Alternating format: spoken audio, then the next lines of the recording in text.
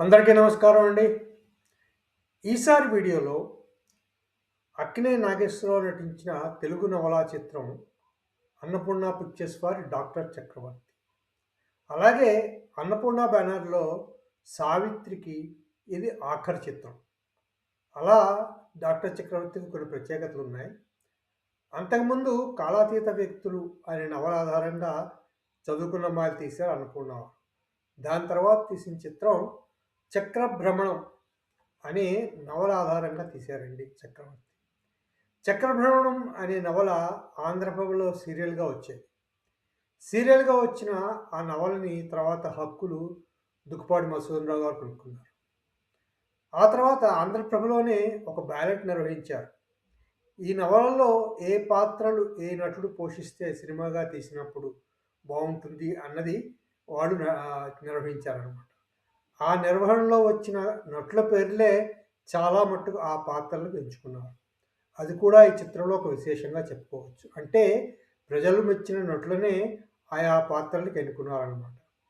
అలా అన్నపూర్ణ పిక్చర్స్ వారి 'డాక్టర్ చక్రవర్తి' నిర్మాణం మొదలైంది 'చక్రభ్రమణం' నవల ద్వారా ఎన్నుకున్న కథానాయకుల ద్వారా. అవి కొన్ని ముఖ్య విశేషాలు. తర్వాత ఈ చిత్రం జూలై 10, 1964న విడుదలైంది. అంటే నేటికి 62 సంవత్సరాలయిందనమాట విడుదలై. చిత్రం 'డాక్టర్ చక్రవర్తి', కథానాయకి సావిత్రి, నిర్మాణ సంస్థ అన్నపూర్ణ పిక్చర్స్, నిర్మాత దుక్కిపాటి మధుసూదనరావు, దర్శకుడు ఆదుర్తి సుబ్బారావు, సంగీతం సాలూరు రాజేశ్వరరావు, ఛాయాగ్రహణం పిఎస్ సెల్వరాజు. ఆ రోజుల్లోనే ఈ చిత్రం 5 కేంద్రాల్లో సద్దినోత్సవం చేసుకుంది.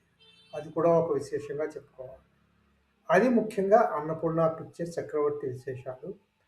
తర్వాత పాత్రలు, పాత్రధారులు అంటే నవలలో వచ్చిన పాత్రలు, పాత్రధారులే చిత్రంలో కూడా వారి పేర్లు అందులో ముఖ్య పాత్రధారులు. డాక్టర్ చక్రవర్తి అక్కినేని నాగేశ్వరరావు, మాధవి సావిత్రి, రవీంద్ర అంటే మాధవి భర్త జగ్గయ్య, డాక్టర్ శ్రీదేవి కృష్ణకుమారి, నిర్మల డాక్టర్ చక్రవర్తి భార్య షౌకార్ జానకి, సుధా డాక్టర్ చక్రవర్తి చెల్లెలు గీతాంజలి, డిఎస్పి శ్రీధర్ మాధవి అన్న గుమ్మడి, సూర్యకాంతం. ఇవి ముఖ్య పాత్రలుగా చెప్పుకోవాలి ఈ చిత్రంలో. తర్వాత సినిమా కథ చాలా చిన్నదే, చాలా స్థూలంగా చూసుకుంటే. ముఖ్యంగా డాక్టర్ చక్రవర్తి, తర్వాత డాక్టర్ శ్రీదేవి అంటే కృష్ణకుమారి వేసిన పాత్రలు వారు ముఖ్యంగా ప్రేమికులు.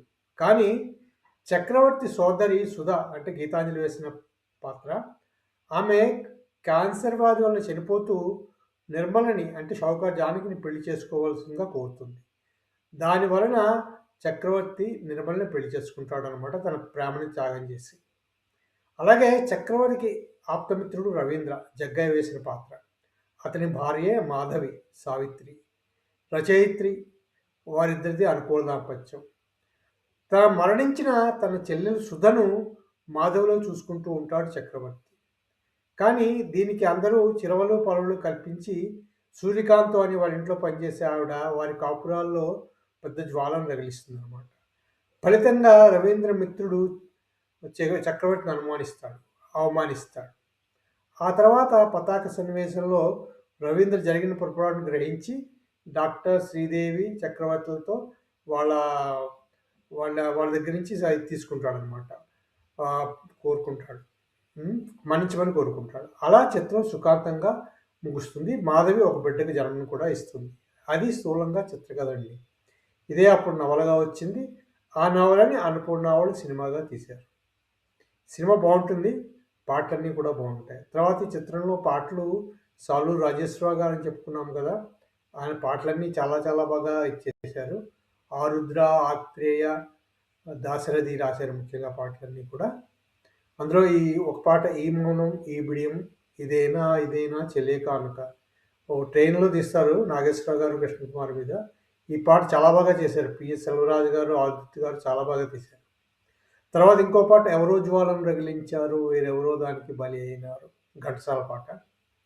తర్వాత నీవు లేక వీణ పలుకలేనన్నది, నీవు రాక రాధా నిలువలేనన్నది. ఇది కూడా చిత్రీకరణలో పిఎస్ సెల్వరాజు తర్వాత ఆదిత్య సుబ్బారావు గారు తమ ప్రతిభను కనిపిస్తారు.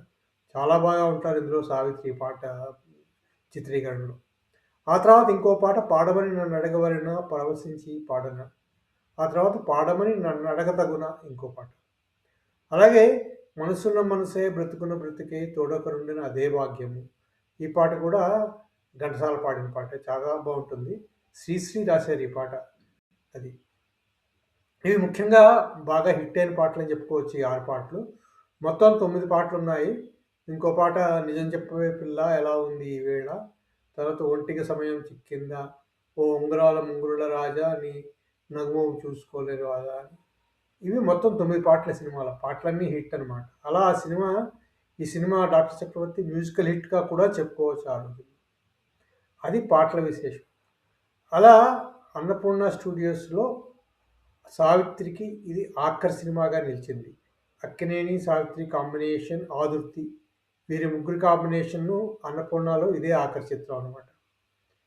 తర్వాత ఇంకో విశేషం ఏంటంటే, ఈ చిత్రానికి 1964 సంవత్సరానికి గాను రాష్ట్రపతి రజత పథకం ఉత్తమ తెలుగు చిత్రంగా వచ్చిందండి.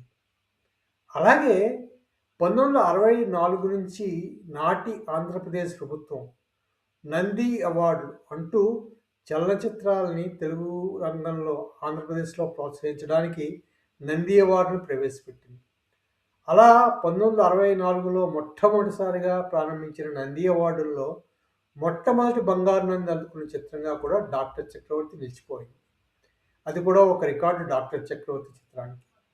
అంటే 1964లో ప్రారంభించిన నంది అవార్డుల్లో మొట్టమొదటి ప్రథమ తెలుగు చిత్రంగా బంగారు నందిని పొందిన చిత్రం 'డాక్టర్ చక్రవర్తి'. అన్నపూర్ణ పిక్చర్స్ వారి 'డాక్టర్ చక్రవర్తి' చిత్రం అన్నమాట. ఇవండి 'డాక్టర్ చక్రవర్తి' గురించిన కొన్ని విశేషాలు. అలాగే 'డాక్టర్ చక్రవర్తి' గురించి మీకు కూడా తెలిసిన విశేషాలుంటే షేర్ చేసుకోండి. ఈ సినిమా తెలుగు నవలా చిత్రాలు, తర్వాత కోడూరి కౌసల్యాదేవి, ఆ తర్వాత ఎద్దనపూడి సులోచనారాణి నవలలు సినిమాలుగా రావడానికి ఈ చిత్రమే నాంది పలికిందని నా భావన. దీని తర్వాతే వరుసగా ముఖ్యంగా ఈ నవలలు కౌసల్యాదేవి గారి నవలలు, ఎద్దనపూడి సులోచన గారి నవలలు ఎక్కువగా దుక్కుపాటి మధుసూదనరావు గారు కొనుక్కునేవారు. తర్వాత రామానాయుడు గారు. వీరిద్దరి దగ్గరే ఎక్కువగా నవలా హక్కులన్నీ ఉండేవన్నమాట. నవల పూర్తవగానే ఆ హక్కులు తీసుకునేవారు దుక్కుపాటి మధుసూదనరావు గారు. అందులో కొన్ని చిత్రాలుగా వచ్చాయి, కొన్ని చిత్రాలుగా రాలేదనుకోండి, అది వేరే విషయం. అలాగే ఎద్దనపూడి మీనా అనే నవల హక్కులు చాలా రోజులు తన దగ్గరే పెట్టుకున్న దుక్కుపాటి మధుసూదనరావు గారు చివరికి ఆ హక్కులు విజయ నిర్మలకి ఇచ్చేశారు కృష్ణతో సినిమా తీయడానికి. ఎందుకంటే అందులో హీరో పాత్రకు మరీ పెద్ద రోల్ లేదేమో అనుకున్నారు ఆయన. కానీ ఆ మీనా చాలా సూపర్ డూపర్ హిట్ చిత్రంగా నిలిచింది ఆ రోజుల్లో. ఇలా నవలా చిత్రాలు అంటే నవలలు సీరియల్స్‌గా వచ్చిన నవలలు చిత్రాలుగా రావడం అన్నది మొదలైంది 'డాక్టర్ చక్రవర్తి' చిత్రంతోనే అని చెప్పుకోవచ్చండి. అవండి అన్నపూర్ణ పిక్చర్స్ వారి 'డాక్టర్ చక్రవర్తిని' గురించిన కొన్ని విశేషాలు. మళ్ళీ మీకు ఈ చిత్రం గురించిన మీకు కూడా తెలిసిన విశేషాలుంటే కామెంట్స్‌లో పంచుకోండి. ఈ వీడియో మీకు నచ్చితే సబ్స్క్రైబ్ చేయండి, షేర్ చేయండి, లైక్ చేయండి. మళ్ళీ ఇంకో వీడియోతో మరిన్ని విశేషాలతో కలుసుకుందాము. అంతవరకు సెలవు. Thank you very much.